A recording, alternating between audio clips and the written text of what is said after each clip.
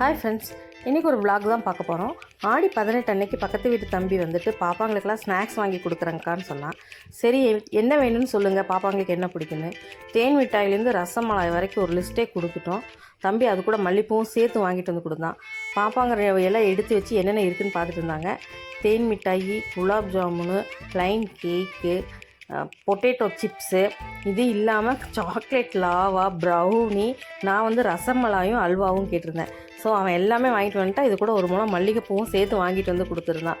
பாப்பாங்க எல்லாம் ஒன்றுனா எடுத்து அண்ணாவுக்கு ஒரு கேக்கை கொடுத்துட்றேன்னு சொல்லிட்டு பாப்பா அண்ணாவுக்கு ஒரு கேக் கொடுத்துட்டான்.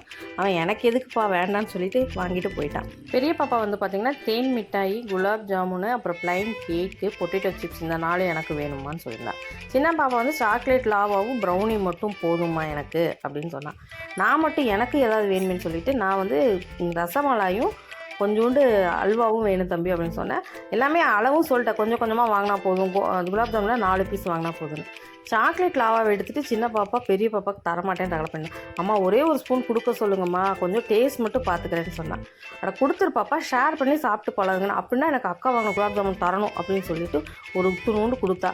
அவள் கொஞ்சம் லாவா எடுத்து சாப்பிட்டோன்னே இவ்வளோ ஒரு பீஸ் குலாப் ஜாமுன் எடுத்து சாப்பிட்டா. ஷேர் பண்ணி சாப்பிட்றது இந்த காலத்தில் குழந்தைகளுக்கு தெரியவே மாட்டேங்குது. நான் ஒரு சத்தம் போட்டதுக்கப்புறம் தான் கொடுப்பாங்க. ஆனால் இப்படி தான் மிரட்டினா தான் வேலை நடக்குது, தானாக கொடுக்குறதே கிடையாது. வாங்கிட்டு வந்த எல்லாமே கொஞ்சம் கொஞ்சம் டேஸ்ட் பண்ணிக்கிறோன்னு சொல்லிட்டு சாப்பிட்டாங்க. பாப்பா லாவா ஃபுல்லாக சாப்பிட்டா. பெரிய பாப்பா 2 தேன் மிட்டாயி, ஒரு குலாப் ஜாமுன் சாப்பிட்டா. கேக்கையும் பொட்டேட்டோ சிப்ஸ் மட்டும் அப்புறம் சாப்பிட்டுக்கிறமேன்னு சொன்னேன். இவள் ப்ரௌனி எடுத்து டேஸ்ட் பண்ணால் அது டார்க் சாக்லேட்டுக்கிறனால லைட்டாக ஒரு பிட்டர் டேஸ்ட் வந்ததுனால அப்புறம் சாப்பிட்றமான்ட்டு வச்சேன். எனக்கு அப்போயே தெரிஞ்சிச்சு, அவளுக்கு அது பிடிக்கல போல் இருக்குதுன்னு சொல்லிட்டு. அல்வாவும் ரசமலாயும் 2 பேர் சாப்பிட மாட்டாங்க, நான் தான் சாப்பிடுவேன். இவங்க இதெல்லாம் சாப்பிட்டவங்க லஞ்ச் அப்புறம் சாப்பிட்றேன். நானும் சரி ரசமலாய் கொஞ்சம் டேஸ்ட் பார்க்கலான்னு சாப்பிட்டேன். செம்ம டேஸ்ட்டாக இருந்துச்சு. 3 பேருமே ஸ்நாக்ஸ் சாப்பிட்டதுனால லஞ்சை கொஞ்சம் நேரம் கழித்து சாப்பிட்லாம் அப்படின்னு தான் சொன்னாங்க.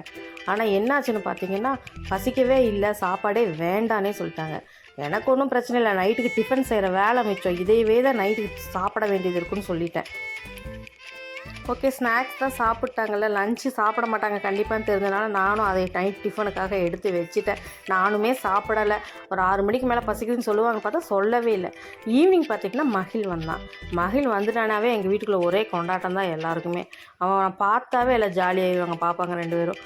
அவனும் எங்கள் வீட்டுக்கு வந்தானா ரொம்ப ஹாப்பியாக தான் ஃபீல் பண்ணுவான். அவனை வச்சு விளையாண்டுட்டு இருந்தாங்க. மகிழ் வந்திருக்கான்னு தெரிஞ்சுட்டு அவருமே கொஞ்சம் சீக்கிரம் வீட்டுக்கு வந்துட்டார். அது அண்ணன் தங்கச்சி பாட்டு பைத்தியங்களா என்ன வாங்கிட்டு வந்து காமிப்பா, அதுக்கு தரப்பா வீடியோ எடுத்துட்டு அட வீடியோ அட காமிங்க.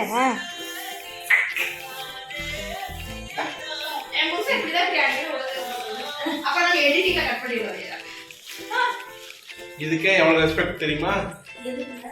நீங்க வரீங்களான்னு எல்லாம் வீடியோல வரீங்களான்னு இல்ல புரியல, தப்பா இருக்கு அப்போ. நீங்க வரீங்களா பிரிக்க முடியாது, உங்க அம்மா நீங்க வரீங்களான்னு கேக்குறாங்க. என்னது வராங்க? ஏடா இது இன்றைக்கி ஃபுல்லாக ஸ்நாக்ஸ் டே போல் இருக்குங்கிற மாதிரி அவரும் வரும்போது ஸ்நாக்ஸ் வாங்கிட்டு வந்திருந்தார்.